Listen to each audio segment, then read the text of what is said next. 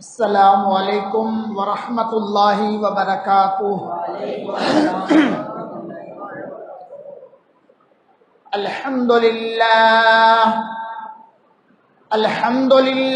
نحمده ونستعینه ونستغفره ونؤمن به ونتوکل علیہ ونعوذ باللہ من شرور انفسنا ومن سیئات اعمالنا من يهده الله فلا مضل له ومن يضلله فلا هادي له ونشهد أن لا إله إلا الله وحده لا شريك له ونشهد أن سيدنا ومولانا وطبيبنا وطبيب قلوبنا وأعلانا وأولانا وماوانا وملجانا محمدا عبده ورسوله أما بعد أعوذ بالله من الشيطان الرجيم بسم الله الرحمن الرحيم والذين جاهدوا فينا لنهدينهم صدق الله مولانا العظيم وبلغنا رسوله النبي الأمين الكريم ونحن على ما قال ربنا على لسان نبينا لمن الشاهدين والشاكرين والحمد لله رب العالمين إن الله وملائكته يصلون على النبي يا أيها الذين آمنوا صلوا عليه وسلموا تسليما اللهم صل على سيدنا محمد وعلى آل سيدنا محمد وبارك وسلم صلاة وسلام عليك يا رسول الله صلاة وسلام عليك يا حبيب الله پے علم چوں شمع باید گداخت پے علم چوں شمع باید گداخت کہ بے علم نتواں خدا را شناخت کہ بے علم نتواں خدا را شناخت علم ہی جب نہیں تم میں تو عمل کیا ہوگا علم ہی جب نہیں تم میں تو عمل کیا ہوگا جس بیاباں میں درخت ہی نہیں تو پھل کیا ہوگا اور قسمیں دے دے کے کھلاتا ہے پلاتا ہے تجھے قسمیں دے دے کے کھلاتا ہے پلاتا ہے تجھے پیارا اللہ تیرا چاہنے والا تیرا تیری سرکار میں لاتا ہے رضا اس کو شفیع جو میرا غوث ہے اور لاڈلا بیٹا تیرا انتہائی عقیدت اور محبت کے ساتھ نبی اور آل و اصحاب نبی کے بارگاہ میں ایک بار پھر درود پاک کا نذرانہ پیش کریں صلی اللہ علیہ نبی الامی وآلہ صلی اللہ علیہ وسلم صلاۃ و سلام علیک یا رسول اللہ وعلی آلک و صحابک یا نبی اللہ صلی اللہ تعالی علیہ وسلم۔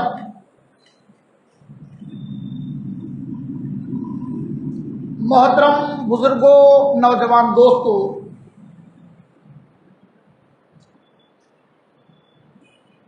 سلسلہ تقاریر ربیع الغوث آج 8ویں شب ہے۔ سرکار غوث پاک رضی اللہ تعالیٰ عنہ کا ذکر پاک اللہ پاک نے مجھے اور آپ سب کو سننے اور سنانے کی توفیق برآمد فرمائی ہے۔ کل کے خطاب میں نے بتایا تھا سرکار غوث پاک رضی اللہ تعالیٰ عنہ آپ کی والدہ ماجدہ کی عمر 78 سال ہے اور حالات ایسے ہیں کہ آپ اپنے والدہ ماجدہ کی خدمت گزاری کا حق ادا کر کے نانا جان تاجدار کائنات صلی اللہ علیہ وسلم کے فرمان پر عمل کریں، لیکن اللہ رب العزت نے جو مقام و مرتبہ، جو شان و عظمت آپ کے لیے مقدر فرمایا تھا، وہ دین پاک مصطفیٰ کی تعلیم کے حصول کے بغیر ممکن نہ تھا، بلکہ غوثیت کبریٰ کا جو مقام اللہ پاک نے آپ کے مقدر میں لکھا تھا، اس کے لیے بھی کمال علم چاہیے۔ سرکار غوث پاک رضی اللہ تعالیٰ عنہ اپنی 18 سال کی عمر میں اپنی ضعیفہ والدہ کو چھوڑ کر جیلان سے روانہ ہوئے اور بغداد پہنچے۔ بغداد پہنچنے کے بعد جس محنت اور جانفشانی سے، جن تکالیف کو برداشت کر کے سرکار غوث پاک رضی اللہ تعالیٰ عنہ نے علم کا حصول اپنے لیے مکمل کیا، وہ اسلامی تاریخ میں اپنی مثالات ہے۔ اس بات سے انکار نہیں ہو سکتا کہ دین پاک مصطفیٰ صلی اللہ علیہ وسلم کی تعلیم ہر مسلمان کے لیے فرض ہے، اور ولایت، اللہ کا ولی، بغیر دین پاک مصطفیٰ کی تعلیم کے کوئی بھی شخص اللہ کا ولی نہیں ہو سکتا ہے۔ دین کا علم، میں نے کل چند باتیں آپ کو بتائی تھی، اس کی اہمیت ایک حدیث پاک واقعہ کے روپ میں آپ کو سناؤں۔ تاجدار کائنات صلی اللہ علیہ وسلم اپنے صحابہ کرام کے درمیان بیٹھے ہیں، نماز عصر پڑھ کے بیٹھے ہیں، نماز عصر ہو چکی ہے۔ صحابہ کرام میں سے ایک صحابی بالکل آقا کریم صلی اللہ علیہ وسلم کے سامنے بیٹھے ہیں۔ حضرت جبرائیل علیہ السلام آئے حضور کی بارگاہ میں اور عرض کیا، یا رسول اللہ علیہ السلام، آپ کے قریب جو صحابی بیٹھے ہیں ان کی زندگی کی آخری گھڑی باقی ہے، اور نماز مغرب کی اذان سے پہلے پہلے ان کی وفات ہو جائے گی۔ بات سمجھ میں آتی ہے؟ آخری وقت ہے، ایک گھڑی باقی، نماز عصر ادا ہو چکی ہے، اور نماز مغرب کی اذان سے پہلے ان کی وفات ہو جائے گی۔ میرے آقا صلی اللہ علیہ وسلم نے اس صحابی کو بات بتا دی۔ صحابہ موت سے ڈرتے نہیں تھے۔ آج ہم موت سے اس لیے ڈرتے ہیں کہ ہم نے موت کی کوئی تیاری نہیں کر رکھی ہے۔ دنیا کی زندگی میں، دنیا کی مال و متاع میں، دنیا کی ضرورتیں پوری کرنے میں ہم ایسے مشغول ہیں کہ بہت کم ہمیں آخرت کا خیال آتا ہے، اور جن کی زندگی اللہ اور اس کے رسول کے فرمان کے مطابق گزرتی ہے، انہیں کبھی پرواہ نہیں ہوتی کہ موت کل آئے یا آ جائے، آج شام کو آئے یا آج صبح کو آ جائے۔ میرے آقا صلی اللہ علیہ وسلم نے بتایا، اے میرے صحابی، تیری زندگی کی آخری گھڑی باقی ہے، اور مغرب سے پہلے مجھے جبرائیل نے بتایا ہے کہ ملک الموت تمہارے پاس آنے والی۔ اب صحابی تھے نا، سبحان اللہ، عرض کرتے ہیں، یا رسول اللہ علیہ السلام، اللہ کا پیغام آپ کے پاس آ چکا ہے، میری موت کی خبر دے دی گئی ہے، میرا ایمان ہے کہ آپ نے جو فرمایا ہے وہی ہونے والا ہے، لیکن سرکار عرض یہ ہے کہ میری زندگی کی آخری گھڑی میں عمل کون سا کروں، کون سا عمل کروں؟ آخری گھڑی باقی ہے، نماز مغرب سے پہلے دنیا سے چلا جانا ہے۔ میرے آقا صلی اللہ علیہ وسلم نے فرمایا کہ تمہاری زندگی کی جو آخری گھڑی باقی ہے اس میں علم حاصل کرو۔ علم حاصل کرو۔ اور وہ صحابی آقا صلی اللہ علیہ وسلم کی بارگاہ میں مغرب سے پہلے موت کا فرشتہ آیا تب تک مصطفیٰ کی بارگاہ میں بیٹھے ہیں، اور اللہ اور اس کے رسول کا پیغام کیا ہے وہ آقا کریم صلی اللہ علیہ وسلم سے سن رہے ہیں۔ یہ ہے حقیقت علم، یہ ہے۔ آج ایک طرف دنیاوی علوم، ایک طرف دینی علوم۔ دنیاوی علوم روزی روٹی کا سادھن، میں سمجھتا ہوں کہ اور کوئی فائدہ اس سے ہے نہیں۔ کوئی یوں کہے کہ بھئی سائنس کے علم میں آخرت کی بات ہوتی ہے، کہ میڈیکل کے علم میں نماز کی تاکید کی جاتی ہے، گنیت میں روزے کی بات ہوتی ہے، انجینئرنگ میں زکوٰۃ اور حج کا فلسفہ سمجھایا جاتا ہے۔ ایسا ہوتا نہیں۔ میں تو بھائی صاحب کہتا ہوں انگوٹھا چھاپا ہوں، میں نے اسکول دیکھی بھی نہیں ہے، لیکن دنیاوی تعلیم روزی روٹی کے لیے ہے۔ اور یہ بھی سن لیں کہ صرف 58 سال کی عمر تک اگر کوئی کتنی بڑی ڈگری حاصل کرے، عمر 58 سال کی ہو گئی ہے تو آپ کو کوئی نوکری پہ رکھے گا نہیں۔ یہ بڑی بڑی کالجز، یونیورسٹیاں، آپ کو معلوم ہے بڑے بڑے نیتا لوگوں کو ڈگری دیتی ہیں، 70 سال کے 80 سال کے نیتا لوگوں کو ڈگری دیتی ہے، مفت میں ڈگری دیتی ہے۔ آج کل بھی سسٹم ہے، وہ سمجھتے ہیں کہ 70-80 سال کا بوڑھا ڈگری لے کر کیا کرے گا، اپنے یونیورسٹی کا نام تو ہو جائے گا کہ ہماری یونیورسٹی سے اتنے بڑے آدمی کو ڈگری ملی ہے، اور دوسری کوئی بات اس میں ہو مجھے سمجھ میں نہیں آتا۔ لیکن میں جو بتانے جا رہا ہوں وہ بات دوسری ہے۔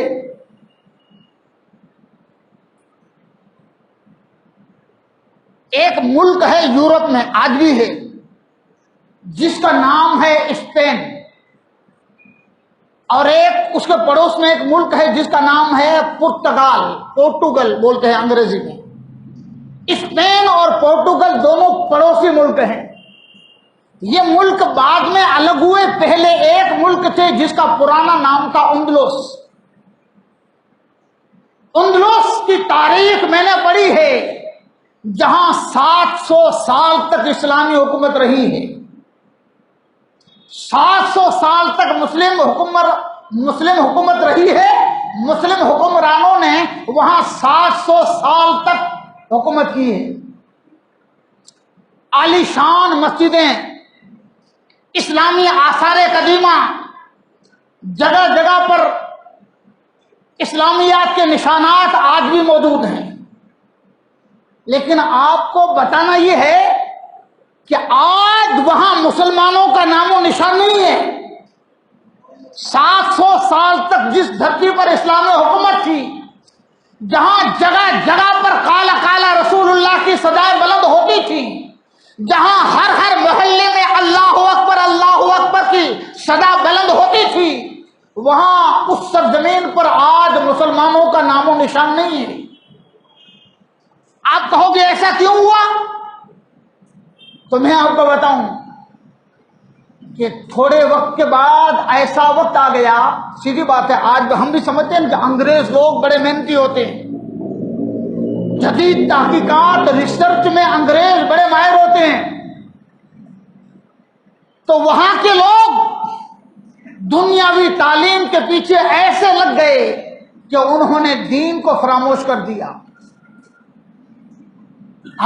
ہماری چھاتی پھول جاتی ہے جب کوئی بات کرتا ہے نا کہ فلاں ریسرچ ایک مسلم سائنسدان نے کیا ہے۔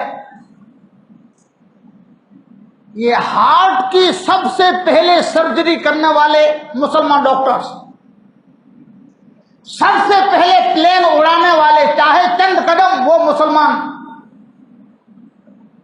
یہ بات سن کر ہم خوش ہوتے ہیں، ہمارے مسلمانوں نے ایسے بڑے کارنامے دیے، لیکن یہی مسلمان جب انہوں نے دینی تعلیم کو چھوڑا، قرآن اور حدیث کی تعلیم کو چھوڑا، پیغام مصطفیٰ کو چھوڑا، پوری طرح سے دنیاوی تعلیم میں مگن ہو گئے، نتیجہ یہ نکلا کہ 700 سال جہاں اسلامی حکومت رہی، آج مسلمانوں کا وہاں نام و نشان نہیں ہے۔ یہ حال ہے۔ اسپین کا آج بھی. اور دوسری طرف آپ کو بتاؤں مڈل ایسٹ کا ایک علاقہ ہے، آج بھی ہے، پہلے بھی تھا آج بھی ہے، جس سرزمین پر حضرت سرکار غریب نواز رضی اللہ تعالیٰ عنہ پیدا ہوئے، بخارا، سمرقند، تاشقند، ترمس، یہ بہت وساڑ علاقہ ہے. ایک وقت ایسا تھا کہ جہاں لاکھوں کی تعداد میں اولیاء اللہ ہوتے تھے، بلکہ مکہ اور مدینہ سے زیادہ اللہ کے نیک بندے اس علاقے میں ہوتے تھے. حضرت امام بخاری کا آپ نے نام سنا ہوگا، وہیں پیدا ہوئے. بڑے بڑے بزرگان دین، ائمہ دین اسی علاقے سے تعلق رکھتے تھے، مڈل ایسٹ. وہاں پہ رشیا کا قبضہ ہو گیا. سوویت یونین ایک ملک جو کمیونسٹ وچار دھارا کا ملک ہے، اس کا قبضہ ہو گیا.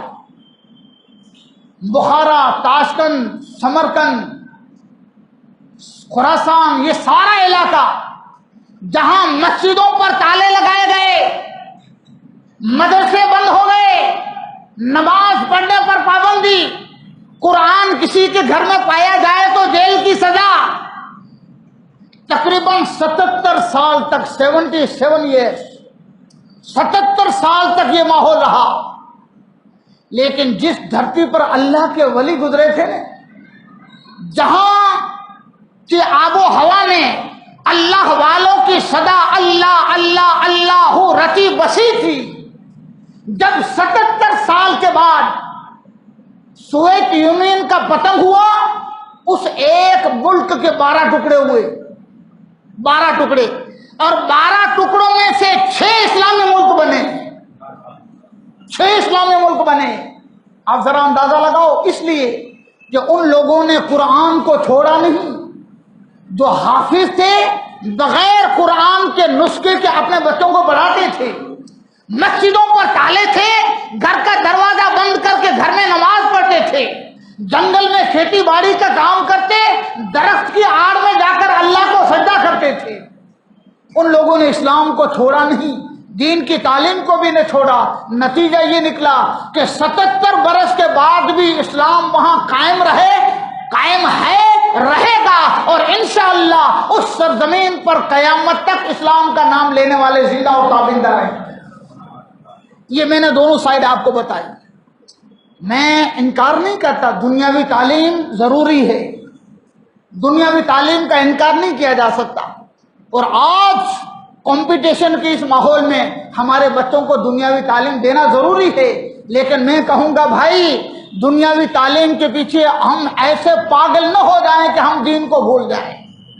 قرآن مجید الا ماشاء اللہ بہت کم لوگوں کو صحیح پڑھنے آتا ہے. اور میرے بھائی مسلمان کہتے ہیں ہمارے یہاں مدرسہ چلتا ہے، مولانا صاحب کو ہم تنخواہ دیتے ہیں، ہر روز 1 گھنٹہ مدرسہ مولانا صاحب پڑھاتے ہیں. لیکن آپ کے محلے کا کوئی اگر صحیح قرآن مجید پڑھنا جانتا ہو، جس کو قرآن مجید کیا صحیح گنان ہو، صحیح قرآن مجید پڑھنا جانتا ہو، اس کو لے جا کر کبھی مدرسے کا معائنہ تو کراؤ کہ مدرسے میں جو ہمارے بچے پڑھ رہے ہیں یہ صحیح قرآن پڑھتے ہیں کہ غلط پڑھتے ہیں. بہت کم دیکھا جاتا ہے، الا ماشاء اللہ بہت کم. اس لیے تعلیم ضروری ہے، دینی تعلیم، اور اس کے ساتھ صحیح دینی تعلیم ضروری ہے. میرے دوست، بس پیغام یہ ہے، سرکار غوث پاک رضی اللہ تعالیٰ عنہ ایسے ولی ہیں کہ اگر اللہ چاہتا تو انہیں علم لدنی عطا ہو جاتا. یہ علم لدنی کیا ہے جانتے ہو؟ حضرت خواجہ ابوالحسن خرقانی رحمۃ اللہ علیہ تقریباً 22 سال تک ہر روز اپنے پیر و مرشد حضور سیدنا سرکار بایزید بستامی کے مزار پہ جاتے، چل کر جاتے بایزید بستامی کے مزار پہ، رات بھر وہاں مراقبہ کرتے. 22 ایک رات مرشد مزار سے باہر آئے، کہا بیٹے کیا چاہتا ہے؟ 22 سال سے تو آ رہا ہے، ہر روز میرے پاس رات گزارتا ہے، آج تیرا مرشد تجھے دینے پر آیا ہے، بتا کیا چاہتا ہے؟ کہا سرکار مجھے اپنے جیسا بنا دو، مجھے اپنے جیسا بنا دو۔ حضرت ابو الحسن خرقانی رحمۃ اللہ علیہ ان پڑھ تھے، بایزید بستامی علم کے پہاڑ تھے، لیکن جب سینے سے سینہ ملا تو سارے علوم میں علم لدنی بن کر حضرت سرکار ابو الحسن خرقانی کے سینے کے اندر منتقل ہو گئے۔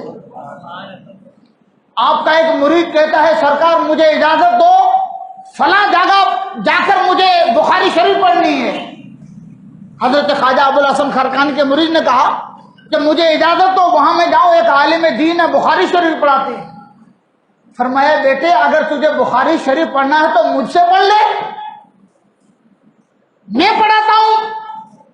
وہ سمجھا کہ بھئی حضرت تو مذاق کر رہے ہیں، حضرت کبھی مدرسے میں گئے نہیں ہیں، حدیث پڑھی نہیں ہے، مجھے کیسے پڑھائیں گے؟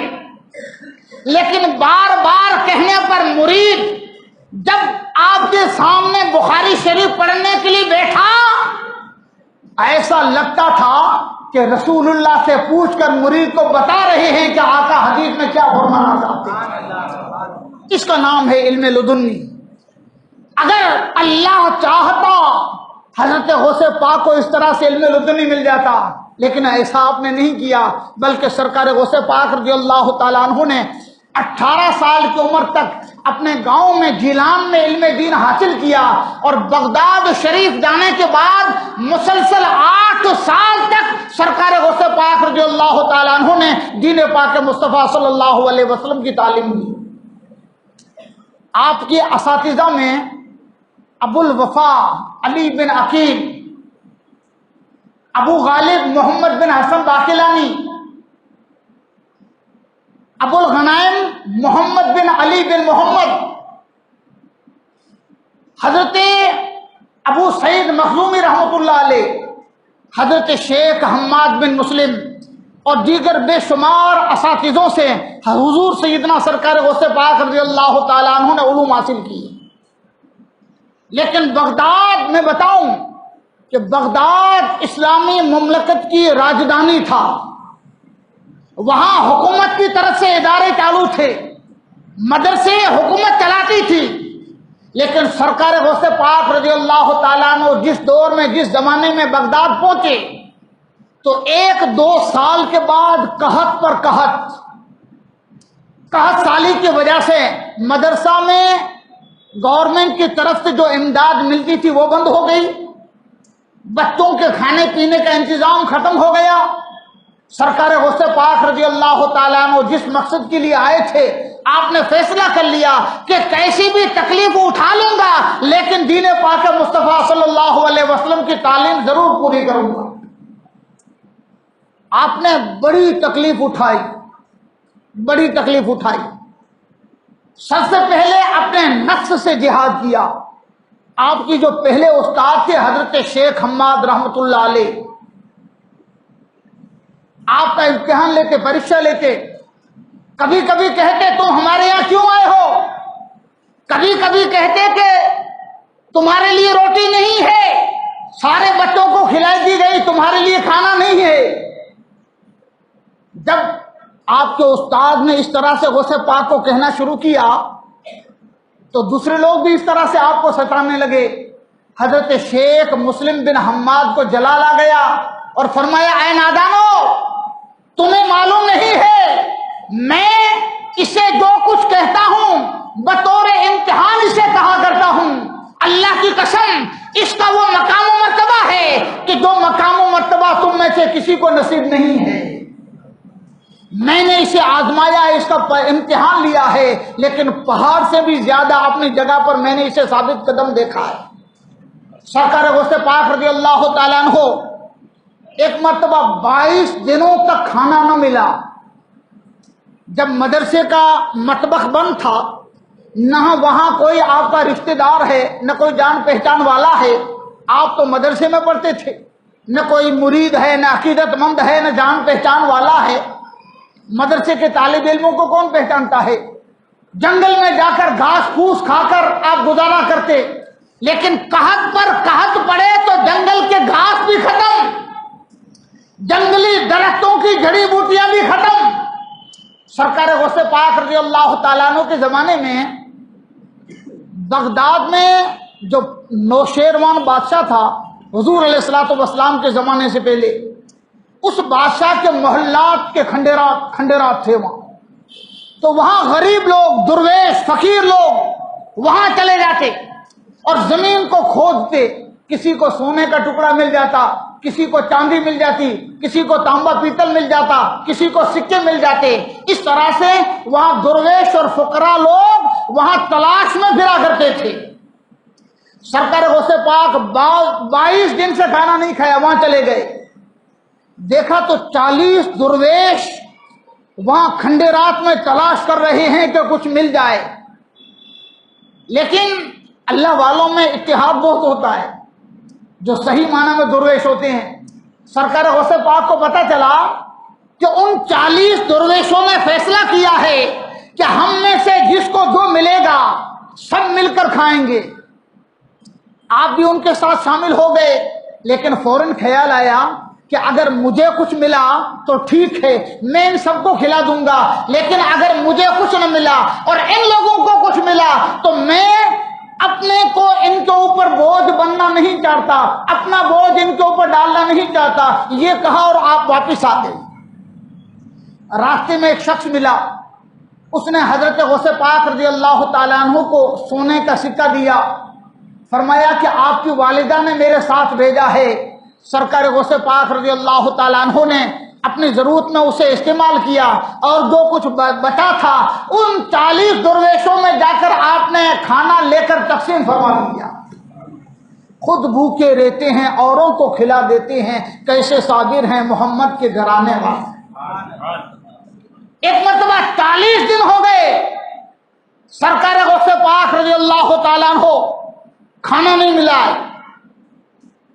40 دن ہو گئے، اب غش آنے لگے، چکرانے لگے، سر چکرانے لگا، مسجد میں آ کر بیٹھ گئے۔ تھوڑی دیر کے بعد مسجد میں ایک شخص آیا، اس کے پاس کھانا تھا، اس نے کھانا نکالا، کھانے لگا۔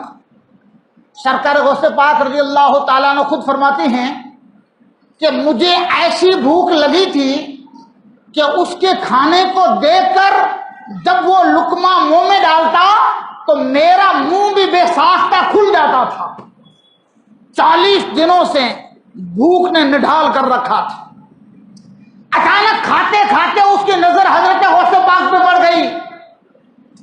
اس نے کہا کہ اے بیٹے تم بھی آؤ میرے ساتھ کھانا کھاؤ۔ سرکار غوث پاک فرماتے ہیں کہ بارک اللہ، آپ کھاؤ، اللہ آپ کو برکت دے۔ وہ کھڑا ہو کے آپ کا ہاتھ پکڑ کے ساتھ میں لے آیا اور کہنے لگا کہ آپ بھی میرے ساتھ کھانا کھاؤ۔ سرکار غوث پاک رضی اللہ تعالیٰ عنہ اس مسافر کے ساتھ کھانے کے لیے تیار ہو گئے۔ اب اس نے پوچھا کہ آپ کا نام کیا ہے، آپ کہاں کے رہنے والے ہو؟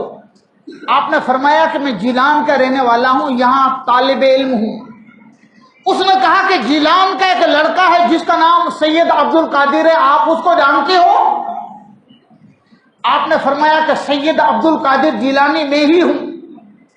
اب اس کی آنکھوں سے آنسو جاری ہو گئے، رونے لگا، اے شہزادے، اے سید زادے، یہ کھانا میرا نہیں ہے، یہ کھانا آپ کا ہے، آپ میرے مہمان نہیں ہیں، میں آپ کا مہمان ہوں۔ میں جب گھر سے چلا تھا تو آپ کی والدہ نے مجھے 8 درہم دیے تھے کہ بغداد جا کر میرے لاڈلے بیٹے عبد القادر کو دے دینا۔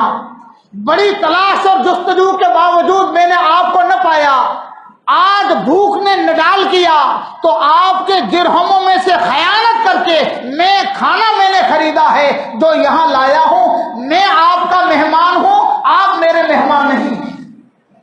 سرکار غوث پاک رضی اللہ تعالیٰ عنہ نے اسے تسکین دی۔ کھانا کھانے کے بعد جو درہم بچے تھے وہ سرکار غوث پاک رضی اللہ تعالیٰ عنہ کو عطا کر دیے۔ اس نے سرکار غوث پاک رضی اللہ تعالیٰ عنہ نے اس شخص کو واپس جیلان پہنچنے کے لیے درہم بھی عطا کیے، اور جو باقی بچا تھا وہ درویشوں اور غریبوں میں سرکار غوث پاک رضی اللہ تعالیٰ عنہ نے تقسیم فرمایا۔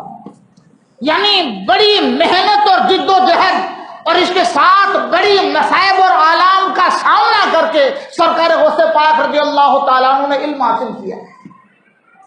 ایک بار کسی نے چلتے چلتے کسی نے آپ کو ایک کاغذ کا ٹکڑا دیا جس پر لکھا تھا فلاں جگہ پر جاؤ۔ سرکار غوث پاک رضی اللہ تعالیٰ عنہ وہاں گئے تو وہاں آپ کو میدے کی روٹی، سبزی اور سرکہ ملا۔ میدے کی روٹی، سرکہ اور سبزی، تین چیزیں لے کر سرکار غوث پاک رضی اللہ تعالیٰ عنہ اپنے قیام گاہ پہ آئے۔ ابھی کھانے کا ارادہ کیا تھا، کھانا چاہتے تھے کہ اچانک خیال آیا کہ یہ دینے والا کون ہوگا، اس کا مال حرام کا ہوگا کہ حلال ہوگا، اس کا مال مشتبہ ہوگا کہ میرے ساتھ میرے لیے جائز ہوگا۔ طرح طرح کے آپ کو خیالات آئے، آپ نے کسی جگہ پر اس سارے کھانے کی چیزوں کو چھوڑ دی اور آپ باہر نکل گئے۔ آخرکار جب قحط پر قحط، فاقوں پر فاقے، آپ بہت زیادہ پریشان ہوئے تو ہوٹل والے کے پاس آپ تشریف لے گئے۔ یہ بھی میں نے پڑھا ہے۔ ہوٹل والے سے کہا کہ دیکھو میرے پاس ابھی کچھ نہیں ہے، تلاش علم دین مصطفیٰ کے لیے میں بغداد آیا ہوں، تم اگر چاہو تو مجھے ہر وقت کھانا دو، جب اللہ تعالیٰ مجھے وسعت عطا فرمائے گا میں تمہارا قرض ادا کر دوں گا۔ اس نے کہا کہ ٹھیک ہے۔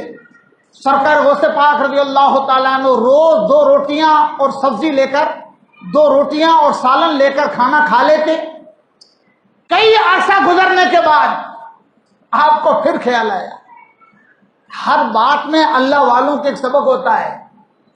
خیال آیا کہ کئی روز سے میں اس کے ہوٹل پر کھانا کھا رہا ہوں، میری نہ کوئی دکان ہے، نہ بزنس ہے، نہ کاروبار ہے، نہ پیسے آمدنی کا کوئی ذریعہ ہے، میں اس کا قرض کیسے ادا کروں گا؟ جس کی نیت سچی ہوتی ہے نا اسے ضرور خیال آتا ہے۔ آج آپ نے دیکھا ہوگا کئی لوگ سود پر پیسے لیتے ہیں، سود پر، بیاج پر، کہہ دیتے ہیں کہ 10% میں بیاج دے دوں گا۔ کیا 10% بیاج کوئی آدمی چکا سکتا ہے؟ لیکن جس کی نیت نہیں ہوتی نا پیسے دینے کی، وہ ہر طرح کا قرض لینے کے لیے تیار ہو جاتا ہے۔ حالانکہ اسلام میں علماء کرام سے آپ پوچھو کہ قرض لینا سود پر کب جائز ہے اور کب ناجائز ہے۔ سود یعنی بیاج۔ یہ میں آپ کو ایک مسئلہ بیان کر دوں۔ ایک صاحب نے 2-4 دن پہلے مجھ سے مسئلہ پوچھا تھا، میں نے جواب دیا تھا، پھر آپ کو بھی بتا دوں۔ سود یعنی بیاج کس کو کہتے ہیں؟ 2 مسلمان کے بیچ میں لین دین ہو، دونوں طرف مسلمان ہوں، اس کے بیچ میں لین دین ہو، اور ایک آدمی زیادہ دے ایک آدمی کم دے، اور دونوں طرف چیز ایک ہو، اس کو بیاج کہتے ہیں۔ یعنی وہ بھی روپیہ دے گا، یہ بھی روپیہ، 100 کے بدلے میں 125 دیا تو یہ بیاج ہو گیا۔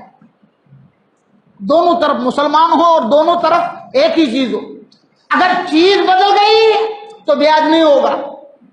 ایک آدمی چاول دیتا ہے، ایک آدمی گیہوں دیتا ہے، چاول 1 کلو، گیہوں 2 کلو جائز ہے۔ میری بات سمجھ میں آتی ہے؟ یہ بیاج کی ویاخیا ہے، بیاج اس کو کہتے ہیں۔ دونوں طرف چیز ایک ہو، دونوں طرف مسلمان ہو اور زیادہ دیا جائے، اس کا نام بیاج۔ اگر دونوں مسلمان نہیں ہیں، ایک مسلمان ہے اور ایک کافر حربی ہے، حربی کافر جس کا مال معصوم نہیں ہے، یہ علمی بحث ہے، میں مختصر آپ کو بتاؤں۔ اگر ایک طرف نون مسلم ہے، ایک طرف مسلمان ہے، اس میں اگر اضافہ ہو یعنی زیادتی ہو، وڈھارا ہو، تو یہ کب جائز ہے؟ جب مسلمان کا فائدہ ہو۔ مسلمان یعنی مسلمان 100 کے بدلے میں مسلمان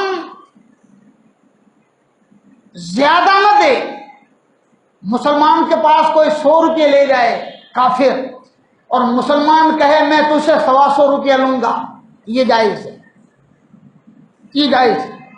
اور اگر مسلمان کسی غیر کو بولے کہ بھئی آپ مجھے 1 لاکھ روپے دو، میں آپ کو 1.25 لاکھ دوں گا، یہ شریعت میں منع ہے، جائز نہیں ہے۔ لیکن یہ بھی بتا دوں کہ یہ بیاج نہیں ہے، اس کو بیاج نہیں کہتے ہیں، اور بیاج بہت بڑا گناہ ہے۔ حضور کے ایک حدیث پاک میں آپ کو سناؤں، من اکل درہم ربا فکأنما زنا بأمہ 36 مرہ، جس نے بیاج کا 1 درہم کھایا، 1 درہم آج کل کے حساب سے 125 روپیہ، 125-150 روپیہ، اتنا کسی نے 1 درہم کھایا بیاج کا، مسلمان سے بیاج لیا، رسول اللہ فرماتے ہیں اس نے گویا اپنی ماں کے ساتھ 36 مرتبہ حرام کام کیا۔ اتنا بڑا گناہ ہے بیاج کھانے والے کا۔ لیکن اگر ایک طرف مسلمان ہے ایک طرف نون مسلم ہے، مسلمان کو اگر نقصان ہوتا ہے ڈبل پیسے دینے پڑتے ہیں، اس کو بیاج نہیں کہا جائے گا، لیکن اس طرح کا سودا کرنا منع ہے۔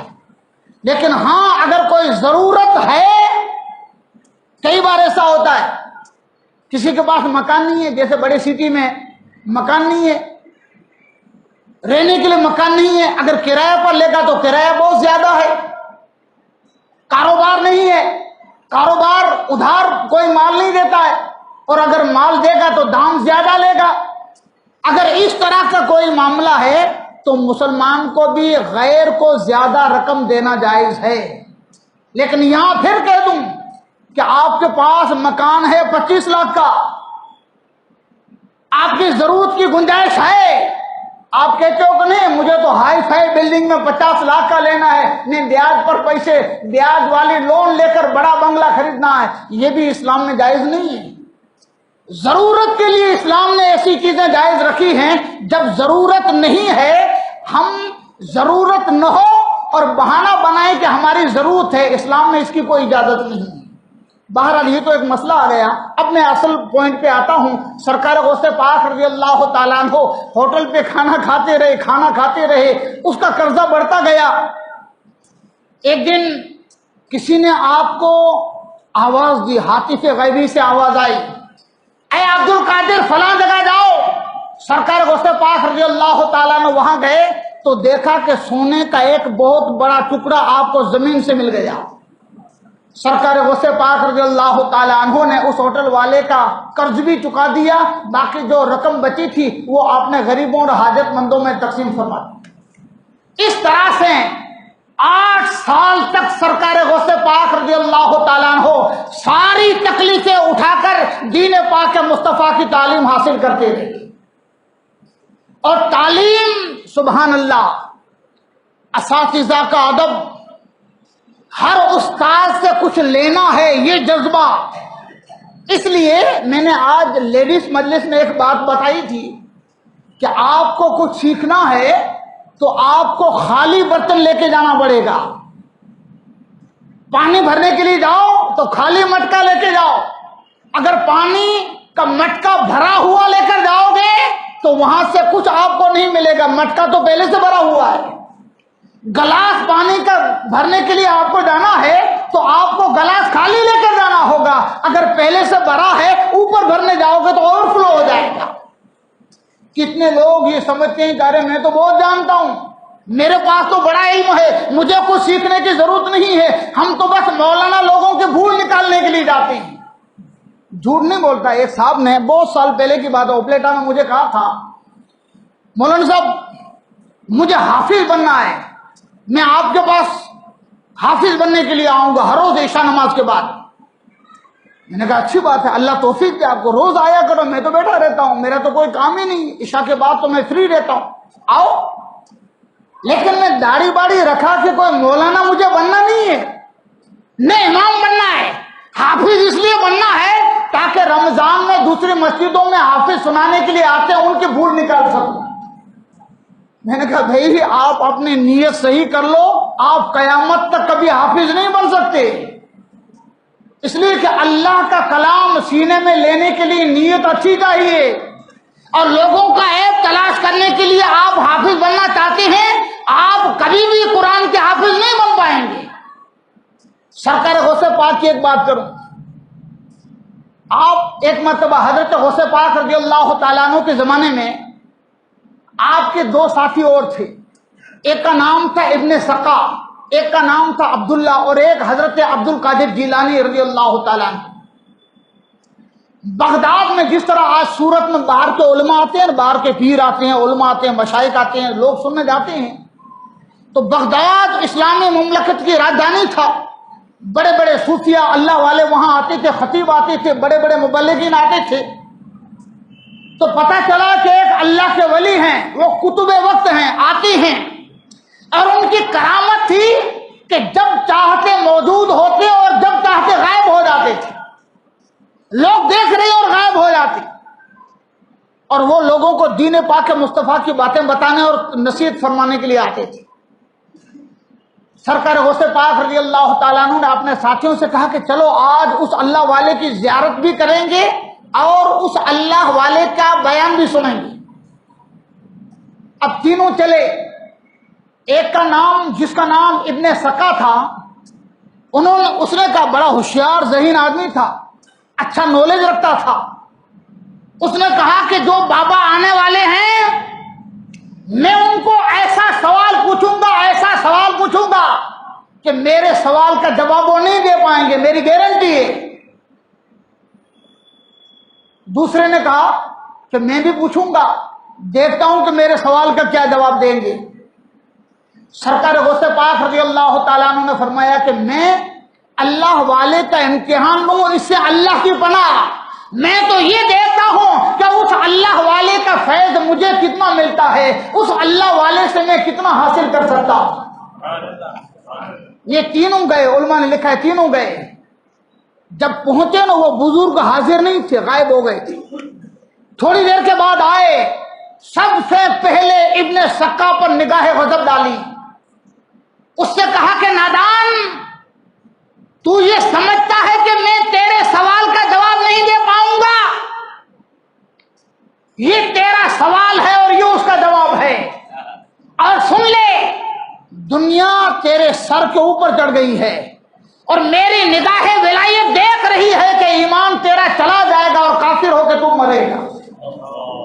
یہ کہہ دیا، اور عبداللہ سے کہا کہ دنیا داری میں تو بھی گلے تک آ گیا ہے، نیت اچھی کر لے، اپنے گناہوں سے اللہ کی بارگاہ میں توبہ کر لے۔ اور اس کے بعد وہ بزرگ نیچے آئے، سرکار غوث پاک رضی اللہ تعالیٰ عنہ کو اپنے سینے سے لگایا اور فرمایا، دیکھو لوگو، اس آنے والے نوجوان کا نام عبد القادر جیلانی ہے، میری نگاہ دیکھ رہی ہے کہ ایک ایسا وقت آئے گا کہ دنیا کے سارے اولیاء اللہ اس کے قدموں میں اپنے آنکھیں بٹھا دیں گے۔ یعنی سرکار غوث پاک رضی اللہ تعالیٰ عنہ نے اللہ والوں سے اس طرح فیض لیا ہے۔ 8 سال، 18 اور 8، 26 سال تک سرکار غوث پاک رضی اللہ تعالیٰ عنہ نے دین پاک مصطفیٰ صلی اللہ علیہ وسلم کی تعلیم دی، اور سارے علوم، حدیث کے علم میں باکمال، فقہ کے علم میں باکمال، اصول فقہ میں باکمال، تفسیر میں باکمال، علم فلسفہ اور منطق میں باکمال، یعنی سارے علوم سرکار غوث پاک رضی اللہ تعالیٰ عنہ نے ایسے حاصل کیے کہ پوری دنیا میں آپ کے برابری کا کوئی عالم دین اس وقت موجود نہ تھا۔ لیکن کہتے ہیں آدمی جب بہت اونچا ہوتا ہے تو حاسد بھی ہو جاتے ہیں، اس کے کسی کی مقبولیت اس کو محسود بنا دیتی ہے، اس کے حسد کرنے والے پیدا ہو جاتے ہیں۔ سرکار غوث پاک رضی اللہ تعالیٰ عنہ عجم کے رہنے والے، ایران کے چھوٹے سے گاؤں کے، اور بغداد کی سرزمین پر بڑے بڑے عالم، بڑے بڑے علماء فضلہ، ہر کوئی کہتا تھا کہ بغداد سے ایک نوجوان آیا ہے، اتنا بڑا عالم ہو گیا ہے، ہم کیا کر رہے ہیں؟ ایک مرتبہ بغداد کے 100 عالموں نے فیصلہ کیا، چلو ہم سب مل کر عبد القادر کا امتحان لیں۔ یہ نوجوان 26 سال کی آپ کی عمر ہے، فارغ ہوئے، امتحان لیتے ہیں، ہر ایک نے اپنے من میں سوال گھڑ لیے، اور آپ لوگوں کا وشے تو نہیں ہے مولانا صاحب کو پوچھنا۔ اگر مولوی عالم یہ فیصلہ کرے کہ زیادہ سے زیادہ کٹھن سے کٹھن سوال میں اس کو پوچھوں گا تو عالم بہت کچھ کر سکتا ہے، اور ایک دو نہیں 100 عالم سب نے فیصلہ کر لیا کہ ہمارے نالج میں جو سب سے کٹھن سوال ہے وہ عبد القادر جیلانی کو ہم پیش کریں گے۔ 100 عالم اس طرح اپنے من میں سوالات گھڑ کر حضرت سرکار غوث پاک رضی اللہ تعالیٰ عنہ کی بارگاہ میں آئے۔ سرکار غوث پاک رضی اللہ تعالیٰ عنہ کی جب محفل میں پہنچے، انوار ربانی اور تجلیات مولا کی بارش ہو رہی تھی۔ جب آپ کے مجلس میں بیٹھے تو آپ کے سینے سے ایک تلوار، روحانی تلوار باہر نکلی، جس نے آنے والے 100 عالموں کے علم کی حقیقت کو ختم کر دیا۔ موبائل میں دیکھتے ہیں کیسے ڈیلیٹ ہو جاتا ہے، بہت کچھ ہوتا ہے، 1 سیکنڈ میں ڈیلیٹ ہو جاتا ہے۔ مولانا کی تقریر ہو، نعت خان کا نعت کیا بیان ہو، ویڈیو ہو، کچھ بھی ہو، بس ڈیلیٹ تو ختم۔ تو حضرت غوث پاک نے کیا غضب کی روحانی تلوار چلائی، 100 عالموں کے سینے سے سارا علم ختم ہو گیا۔ یہ حال دیکھ کر وہ سر پٹک پٹک کے رونے لگے، اپنے سر پچھاڑنے لگے۔ سرکار غوث پاک رضی اللہ تعالیٰ عنہ کے قدموں پر سب نے اپنے سر رکھے۔ سرکار غوث پاک اس نبی کے نواسے ہیں جس نے پتھر مارنے والوں کو دعائیں دی ہیں، گالیاں بولنے والوں کو مصطفیٰ نے چادریں عطا فرمائی ہیں، دشمنوں کو مصطفیٰ نے نوازا ہے۔ اس پیغمبر کے نواسے سرکار غوث پاک رضی اللہ تعالیٰ عنہ کو رحم آ گیا اور سارے عالموں کو اپنے سینے سے لگایا، اور جب سینے سے لگایا تو جو ان کا علم سلب ہو گیا تھا آپ نے سارا کا سارا علم ان کو واپس ادا کر دیا۔ ان کو بتانا تھا کہ اللہ والوں سے جنگ کیسی ہوتی ہے، اللہ والوں سے جنگ کیسی ہوتی ہے۔ سرکار غوث پاک رضی اللہ تعالیٰ عنہ نے ان 100 عالموں سے کہا، اے فلاں تیرا سوال یہ ہے اور اس کا جواب یہ ہے، اے فلاں تیرا سوال یہ ہے اس کا جواب یہ ہے، اے فلاں تیرا سوال یہ ہے اس کا جواب یہ ہے۔ 100 عالم، ارے وہ تو بھول گئے تھے کہ ہمارا سوال کیا تھا، انہیں تو یہ بھی یاد نہ رہا تھا کہ سوال کیا تھا۔ سرکار غوث پاک نے ان کے سوال بھی بتا دیے، ان کے جوابات بھی بتا دیے۔ اس طرح سے 26 سال کی عمر میں پیران پیر غوث پاک رضی اللہ تعالیٰ عنہ عالم اسلام کے سب سے بڑے عالم بن گئے تھے جب آپ کی عمر شریف۔ اور ایک بار ایسا بھی ہوتا ہے کہ بغداد ایک راجکی اکھاڑا تھا۔ بغداد کا اتہاس آپ دیکھو نا، کہتے ہیں کہ دنیا میں سب سے زیادہ 2 سٹی کو لوٹا گیا ہے، ایک دلی اور دوسرا بغداد۔ دلی تقریباً 9 مرتبہ تاراج ہوا ہے، دلی کو 9 مرتبہ لوٹا گیا ہماری راجدھانی کو، اور بغداد شریف کو اس سے زیادہ لوٹا گیا ہے۔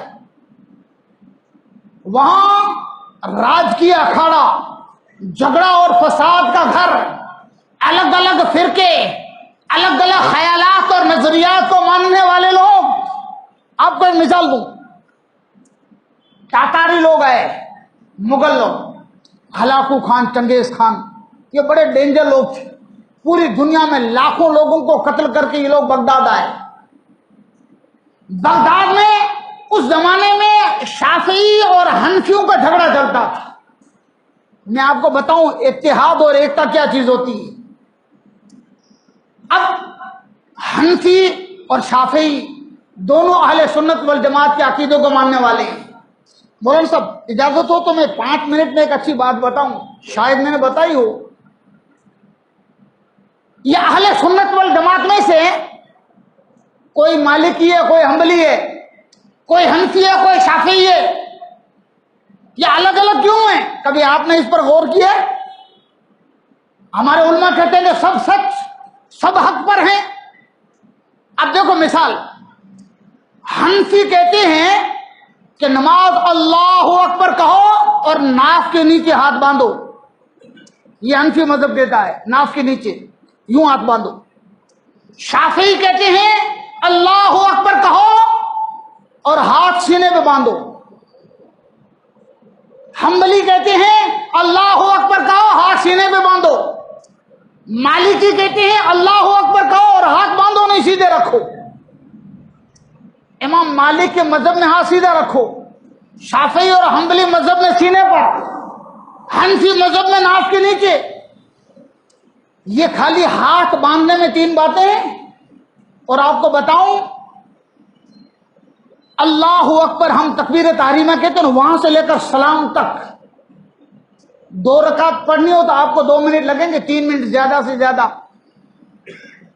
اللہ اکبر تکبیر تحریمہ سے لے کر سلام تک چاروں اماموں کے نزدیک 200 اختلاف ہیں. ایک امام ایک کہتا ہے، دوسرے 200 اختلاف ہیں چاروں اماموں نے. یہ اختلاف کیوں ہیں یہ میں آپ کو بتانا چاہتا ہوں. بہت اچھی بات، اللہ کرے سمجھ میں آئے، شاید آپ کو کسی نے نہیں بتائی ہوگی. مفتی احمد یار خان صاحب نے اس کا جواب دیا ہے کہ سچی بات یہ ہے کہ ہاتھ سینے پر باندھنا یہ بھی رسول اللہ کی سنت ہے، سرکار نے باندھا ہے. ہاتھ سیدھے چھوڑنا یہ بھی رسول اللہ نے کیا ہے. ہاتھ ناف کے نیچے باندھنا یہ بھی رسول اللہ نے کیا ہے. خالی ہاتھ کی بات کرتا ہوں، دوسری باتیں تو بہت الگ ہیں. تو اللہ نے چاہا، سنو مسلمانوں، اللہ نے چاہا کہ اس کے محبوب کی ہر سنت زندہ رہے، اس کے محبوب کی ہر بات زندہ رہے. تو امام مالک نے کہا کہ میرے ماننے والوں ہاتھ سیدھے رکھنا. امام احمد بن حنبل نے کہا میرے ماننے والوں ہاتھ سینے پہ باندھنا. امام شافعی نے فرمایا میرے ماننے والوں ہاتھ سینے پہ رکھنا. امام اعظم ابو حنیفہ نے کہا میرے ماننے والوں ہاتھ ناف کے نیچے باندھنا. یعنی مصطفیٰ کی ہر سنت اور مصطفیٰ کا ہر طریقہ قیامت تک جاری رہے، اس لیے اللہ نے 4 مذہب بنائے. یہ ایک میں نے مثال دی. تو یہ شافعی اور حنفیوں کا جھگڑا بغداد میں. تو ظالم آئے، پتہ چلا کہ ادھر 10 لاکھ کو مار کے آئے ہیں، ادھر 25 لاکھ کو ختم کر کے کروڑوں لوگوں کو انہوں نے مارا تھا، 2 کروڑ کو.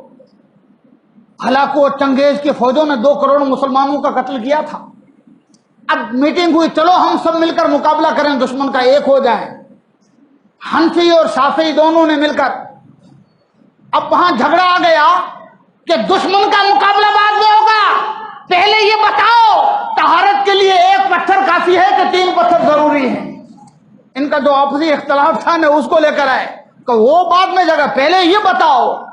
امام ابو حنیفہ کہتے ہیں کہ طہارت اگر پتھر سے کی جائے 1 پتھر ہوگا تو بھی کافی ہوگا، طہارت ہو جانی چاہیے. امام شافعی فرماتے ہیں کہ کم از کم طہارت میں 3 پتھر چاہیے، 1 پتھر سے طہارت نہیں ہوگی. اگر پانی کا یوز نہ کیا جائے، پتھر سے طہارت ہوتی ہو. امام ابو حنیفہ فرماتے ہیں کہ 1 پتھر بھی اگر صحیح یوز کیا گیا طہارت ہو گئی تو 1 کافی ہے. امام شافعی فرماتے ہیں نہیں، کم از کم 3 چاہیے. اب یہ لوگ کہنے لگے، حنفی کہنے لگے کہ پہلے تم مان لو 1 پتھر چلے گا. شافعیوں نے کہا نہیں، تم مان لو کہ 3 پتھر ضروری ہے. اب یہ جھگڑے بغداد میں تھے. سرکار غوث پاک رضی اللہ تعالیٰ عنہ تنگ آ گئے. ایک مرتبہ تو اپنا سامان اٹھا کر جانے لگے تعلیم آدھی چھوڑ کر. فتنے اور ان حالات سے تنگ آ کر کسی نے ہاتف غیبی نے آواز دی، عبد القادر جانا نہیں ہے، جب تک تیرا مقصد حل نہ ہو تب تک بغداد نہیں چھوڑنا ہے. آپ نے مڑ کر دیکھا اور کہا کہ مجھ پر بغداد والوں کا کوئی حق نہیں ہے. فرمایا عبد القادر تجھے بغداد میں رہنا ہے. سرکار غوث پاک رضی اللہ تعالیٰ عنہ اس غیبی آواز کو سن کر واپس آ گئے اور 26 سال کی عمر تک آپ نے سارے علوم حاصل کر لی. اب اگلا پیریڈ آتا ہے سرکار غوث پاک کی مجاہدات کا. یہ مجاہدات یعنی نفس سے جنگ، یہ 25 سال غوث پاک رضی اللہ تعالیٰ عنہ کے لائف کا یہ پیریڈ چلا ہے. قرآن مجید فرماتا ہے والذین جاہدوا فینا لنہدینہم، ہماری راہ میں جو مجاہدہ کرے گا اللہ فرماتا ہے ہم اسے اپنی راہ دکھائیں گے۔ یہ مجاہدہ قدم قدم پر شیطان سے جنگ، قدم قدم پر نفس امارہ سے جنگ، نفس ایک بات کی خواہش کرتا ہو، دل کہے کہ نہیں میں تیری بات نہیں پوری ہونے دوں گا۔ سرکار غوث پاک نے 25 سال اس طرح سے گزارے۔ جب آپ عالم ہو گئے نا تو بغداد سے باہر نکل گئے، جنگل میں حضرت خضر علیہ السلام سے ملاقات ہو گئی۔ حضرت خضر علیہ السلام سے ملاقات ہوئی، سرکار غوث پاک فرماتے ہیں کہ میں آپ کے ساتھ رہنا چاہتا ہوں۔ فرمایا کہ رہنے کی اجازت ہے، ایک شرط ہے، وہ یہ ہے کہ جو میں کہوں وہی کرنا ہوگا۔ سرکار غوث پاک جوان عبد القادر جیلانی فرماتے ہیں کہ آپ جو کہو گے وہی کروں گا۔ کہا تب ٹھیک ہے۔ جنگل میں ایک جگہ بٹھایا، کہا یہاں بیٹھو، میرا انتظار کرو، جب تک میں نہ آؤں تب تک یہاں سے ہٹنا نہیں۔ 1 سال کے بعد حضرت خضر علیہ السلام آئے، 1 سال کے بعد، تب تک جنگل کے پتے کھا کر سرکار غوث پاک نے گزارا کیا۔ 1 سال کے بعد آ کر تھوڑی دیر ٹھہرے اور کہا کہ عبد القادر میں جا رہا ہوں، جب تک واپس نہ آؤں تب تک اپنی جگہ سے کہیں جانے نہیں۔ 1 سال تک خضر علیہ السلام نہیں آئے، صرف ندی نالوں کا پانی پی کر آپ نے گزارا کیا۔ 2 سال کے بعد پھر آئے، تھوڑی دیر بیٹھے، چند باتیں بتائی، اس کے بعد فرمایا عبد القادر جا رہا ہوں لیکن جب تک میں نہ آؤں اپنی جگہ سے ہٹنا نہیں، گھاس بھی نہ کھانا، پانی بھی نہ پینا۔ علماء نے لکھا ہے کہ 1 سال تک سرکار غوث پاک نے کچھ کھایا بھی نہیں، پیا بھی نہیں۔ آج کی مادی دنیا کا انسان کہے گا کہ یہ کیسے ہو سکتا ہے، کھائے پیے بغیر کوئی انسان زندہ رہے؟ میں کہتا ہوں کہ میں اور آپ نہیں زندہ رہ سکتے، عبد القادر جیلانی کو اس کا رب کھلاتا پلاتا ہے۔ حضور علیہ السلام نے ایسے روزے رکھے تھے، بغیر افطاری، بغیر فوری، روزے پہ روزہ، روزے پہ روزہ، بخاری کے حدیث میں آتا ہے۔ صحابہ نے بھی ایسے روزے رکھنے شروع کیے، تھوڑے دنوں میں تو ان کو چکر آنے لگے، کوئی گر رہا ہے، کوئی بے ہوش ہو رہا ہے۔ سرکار نے پوچھا کیا بات ہے؟ عرض کی نصوم کما تصوم، آقا آپ روزہ رکھتے ایسا ہم روزہ رکھتے ہیں، آپ سحری نہیں کرتے تو ہم بھی نہیں کرتے، آپ افطاری نہیں کرتے تو ہم بھی نہیں کرتے۔ مصطفیٰ نے فرمایا ایکم مثلی یطعمنی ربی و یسقینی، ابھی تو عند ربی یطعمنی ربی و یسقینی۔ اے میرے صحابہ تم میرے جیسے کہاں ہو، کہاں تم اور کہاں میں؟ میرا حال یہ ہے جن کو یہاں ہوتا ہوں رات کو وہاں ہوتا ہوں، مجھے میرا رب کھلاتا پلاتا ہے۔ اللہ جسے چاہے وہ مر نہیں سکتا۔ اور میں بتاؤں، ہمارے ڈاکٹر صاحب بیٹھے ہیں، ان کو پوچھ لینا کہ آج ہماری نگاہوں کے سامنے اگر کوئی آدمی کوما میں چلا جاتا ہے، کوما میں مہینوں تک آدمی کوما میں کھاتا نہیں ہے، پیتا بھی نہیں ہے اور مہینوں تک مرتا بھی نہیں ہے، یہ تو میں نے اپنی نگاہوں سے دیکھا ہے۔ 1 سال سے زیادہ کوما کی حالت میں کتنے لوگوں کو دیکھا ہے۔ ارے اس نے کھایا بھی نہیں، پیا بھی نہیں، پھر بھی کیوں نہیں مرا؟ اللہ چاہے تو انسان مرتا نہیں ہے، یہ موت اور زندگی اللہ کے ہاتھ میں ہے۔ سرکار غوث پاک نے تیسرے سال کچھ کھایا اور پیا نہیں، 25 سال اس طرح سے سرکار غوث پاک نے جنگلات میں گزارے۔ جنگل کا پانی پیا، ندی نالے کا پانی پیا، درختوں کے گھاس کھا لیے، جنگلی درختوں کے پھل کھا لیے، 25 سال۔ اور اتنا نہیں، 25 سال تک سرکار غوث پاک نے عشاء کے وضو سے فجر کی نماز پڑھی ہے۔ ہم نرم نرم گدیلوں پر سو کر نماز فجر کی اذان کے وقت اٹھتے نہیں ہیں، یہ جنگل میں بیٹھ کر پتھر کا تکیہ رکھنے والے عبد القادر جیلانی کی 25 سال کی ایک بھی نماز قضا ہونا تو دور کی بات ہے، لیکن آپ کا وضو بھی نہیں ٹوٹا۔ سرکار غوث پاک رضی اللہ تعالیٰ عنہ اور شیطانوں کا مقابلہ کیا۔ ایک مرتبہ جنگل میں آپ گزر رہے ہیں، سخت پیاس لگی ہے، سخت پیاس، بارش برسا، آپ نے پانی پی لیا، تھوڑی دیر کے بعد افق میں روشنی پھیلی، آپ متوجہ ہوئے، دیکھا روشنی زمین سے لے کر آسمان تک۔ آپ نے دیکھا تو آواز آئی، یا عبد القادر، یا عبد القادر انی انا اللہ رب العالمین، اے عبد القادر جیلانی میں خدا بول رہا ہوں، میں خدا ہوں، تیری عبادت، تیرا مجاہدہ میں نے قبول کر لیا ہے، اور اے میرے عبد القادر بندے، آج میں تجھ پر ایسا خوش ہو گیا ہوں کہ آج میں نے تجھ پر رحم کر کے نماز اور روزہ سب معاف کر دیا ہے۔ اب نماز پڑھنے کی کوئی ضرورت نہیں، روزہ رکھنے کی کوئی ضرورت نہیں، تو میرا ہو گیا ہے، میں تیرا ہو گیا۔ سرکار غوث پاک رضی اللہ تعالیٰ عنہ نے اعوذ باللہ من الشیطان الرجیم لا حول ولا قوت الا باللہ العلی العظیم پڑھا۔ وہ جو روشنی تھی وہ دور ہو گئی، لیکن دور سے آواز آئی، اے عبد القادر، آج تیرے علم نے تجھے بچا لیا ہے، نہیں تو اس جگہ پر میں نے سنکر اولیاء کو گمراہ کیا ہے۔ سرکار غوث پاک فرماتے ہیں کہ ظالم شیطان، اب بھی تو مجھے دھوکہ دینا چاہتا ہے؟ خدا کی عزت کی قسم، مجھے میرے علم نے نہیں بچایا، مجھے میرے پروردگار نے بچایا ہے۔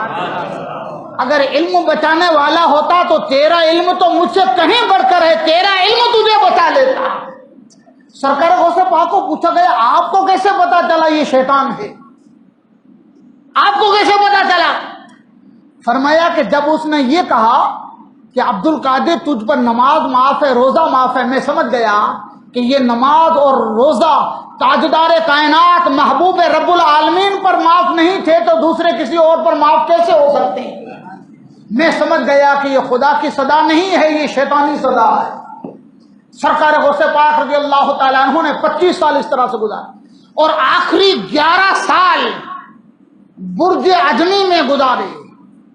بغداد کے آس پاس کے جنگلات میں کھنڈرات تھے، اور 25 سال کا ایسا پیریڈ تھا، علماء نے لکھا ہے کہ بغداد کے لوگ عبد القادر جیلانی کو بھول چکے تھے، وہ تقریباً بھول چکے تھے کہ عبد القادر جیلانی نام کا کوئی جوان تھا، کوئی عالم دین تھا۔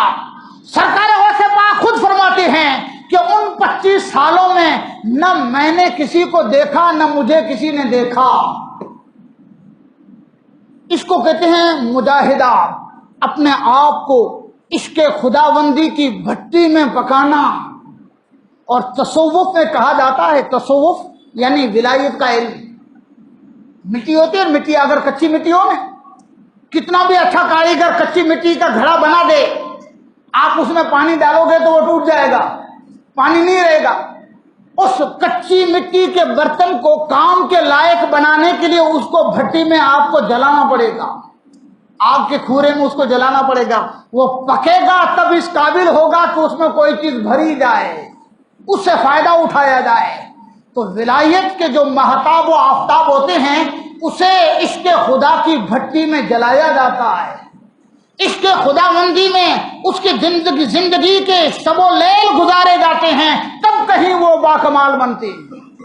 11 سال آخر کے برج علف میں پیران پیر غوث پاک نے نکالے، اور آخر میں ایک ٹائم ایسا آیا، آپ نے عہد کیا، میرے مولا عبد القادر جیلانی عہد کرتا ہے، جب تک تو کھلائے گا نہیں کھاؤں گا نہیں، جب تک تو پلائے گا نہیں پیوں گا نہیں۔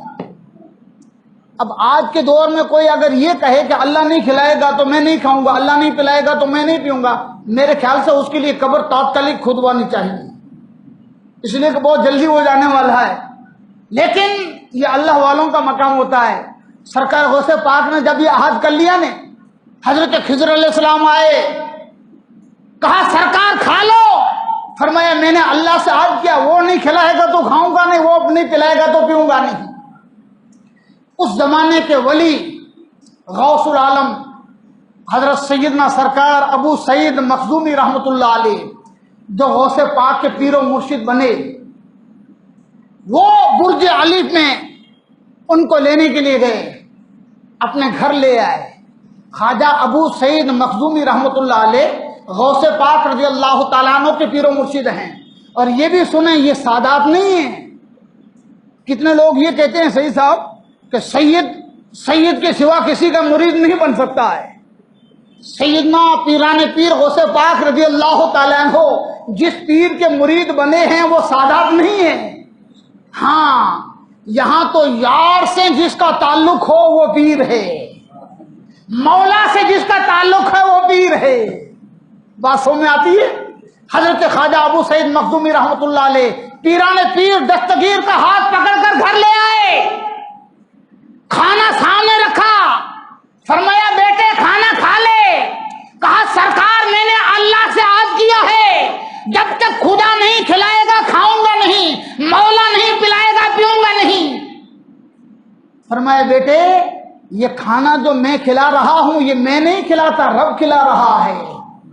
اللہ نے فرمایا بحقی علیک کل و بحقی علیک اشرب۔ عبد القادر اللہ فرماتا ہے تجھے میری عزت کی قسم ہے تجھے کھانا ہوگا، تجھے میری عزت کی قسم ہے تجھے پینا ہوگا۔ سرکار اعلیٰ حضرت بریلی کے تاجدار پکار اٹھے، قسمیں دے دے کے کھلاتا ہے پلاتا ہے تجھے، قسمیں دے دے کے کھلاتا ہے پلاتا ہے تجھے، پیارا اللہ تیرا چاہنے والا تیرا۔ 56 سال کی عمر میں آپ کا ریاضت کا یہ جو پروگرام ہے پورا ہوا، تبھی آپ اپنے پیر و مرشد حضرت سیدنا ابو سعید مخدومی رحمۃ اللہ علیہ سے بیعت ہوئے، یعنی زندگی کے 56 سال کے حالات میں نے آپ تک پہنچائے۔ 26 اور 25 51 سال 51 سال کی عمر میں آپ پیر و مرشد سے بیعت ہوتے ہیں، اور 51 سال کی عمر تک آپ عالم با عمل بھی ہو گئے، آپ پیر بھی بن گئے، اور اس کے ساتھ آپ نے مجاہدات بھی مکمل فرما لیے۔ اب باقی کی 40 سالہ زندگی ہے سرکار غوث پاک رضی اللہ تعالیٰ عنہ، 51 کے بعد 91 سال 7 مہینہ 11 دن کی ظاہری زندگی سرکار غوث پاک کی ہے۔ بعد کے 40 سال ایک طرف آپ نے اپنے نانا کی امت کو واضح و نصیحت کی ہے، ایک طرف آپ نے پیری مریدی کے سلسلے کو زندہ اور تابندہ کیا ہے، ایک طرف آپ غافلوں کو بے ایمانوں کو اللہ والا بنایا ہے، اور ایک طرف درس و تدریس کی گدی پر بیٹھ کر دین پاک مصطفیٰ کی تعلیم لینے والے طلباء کرام کو دین پاک مصطفیٰ کی تعلیم سے مالا مال فرمایا ہے۔ انشاءاللہ آنے والے جو باقی 3 پروگرام ہیں اس مضمون پر گفتگو ہوگی۔ سرکار غوث پاک رضی اللہ تعالیٰ عنہ نے جو اعلان کیا ہے میرا یہ قدم تمام اولیاء کی گردنوں پر ہے، اس کی حقیقت کیا ہے؟ سرکار غوث پاک رضی اللہ تعالیٰ عنہ کی ہزاروں کرامتوں میں سے چند کرامتوں کا ذکر آپ کے سامنے ہوگا، ہو سکے تو وقت پر تشریف لائیے۔ اللہ تعالیٰ مجھے اور آپ سب کو پیران پیر غوث پاک کے فیض و برکات سے مالا مال فرمائے۔ وآخر دعوانا ان الحمد للہ رب العالمین۔